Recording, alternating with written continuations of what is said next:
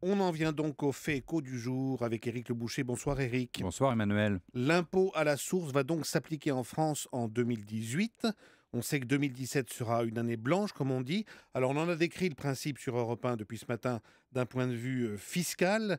Maintenant, je vous pose la question, est-ce que ça peut avoir des effets économiques? Normalement, c'est neutre comme changement, mais là où a eu lieu la même conversion récemment, en Islande, on a observé un effet positif sur le PIB l'année blanche. Cette année, ce sera pour nous donc 2017, vous l'avez dit, cette année blanche, la croissance devrait là connaître un petit boom. Alors, ça s'explique comment?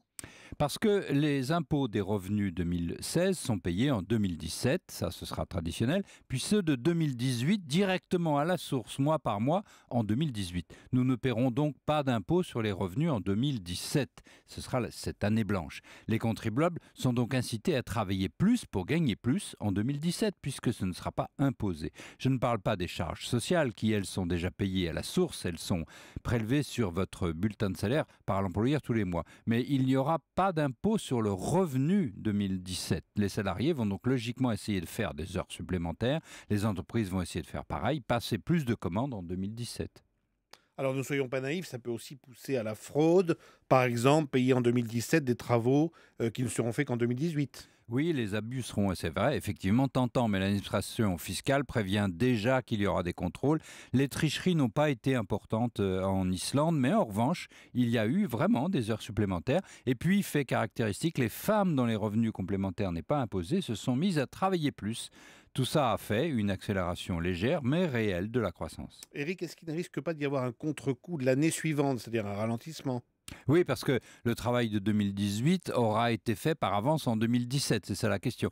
Eh bien, c'est vrai, un petit peu, mais seulement un petit peu, la courbe ne replonge pas entièrement. Les gens ont comme pris goût au travail supplémentaire, les revenus supplémentaires restent intéressants, même s'il devient imposé.